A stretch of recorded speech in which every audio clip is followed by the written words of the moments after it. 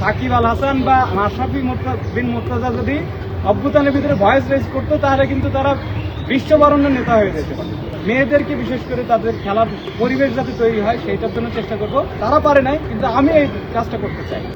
Physical fit থাকলে তারা তাদের ব্রেনও ভালো কাজ করবে এবং খেলাধুলা করলে একই সাথে তারা ডিপ্রেশন থেকে দূরে থাকবে এবং মাদকাসক্তি বা অন্যান্য যে খারাপ অভ্যাসগুলো আছে সেগুলো থেকে ফিরে আসতে পারবে। আর মূল যে আমি লক্ষ্য সেটা হচ্ছে খেলোয়াড়দেরকে মাঠে বা শিক্ষার্থীদেরকে মাঠে ফিরিয়ে নিয়ে আসা। এজন্য আমি চেষ্টা করব যে খেলার মাঠগুলো সংস্কার করা, মেয়েদেরকে বিশেষ করে তাদের খেলার পরিবেশ যাতে তৈরি হয় সেইটার জন্য চেষ্টা করব এবং বিশেষ করে জিমনেশিয়াম যাতে 2টা হয় এটার চেষ্টা করব। আর খেলাধুলা সংক্রান্ত যে সমস্যাগুলো আছে এইটা আমি অ্যাড্রেস করবো, অর্থাৎ আমি স্টুডেন্টদের ভয়েস হবো।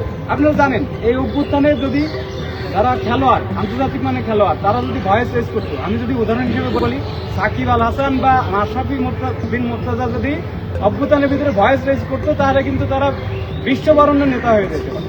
তো আমি তারা পারে নাই, কিন্তু আমি এই কাজটা করতে চাই। আমি আপনাদের কাছে এবং শিক্ষার্থীদের কাছে দোয়া চাই। আশা করি আমি ডাকসু নির্বাচনে ভালো করতে পারি। ধন্যবাদ।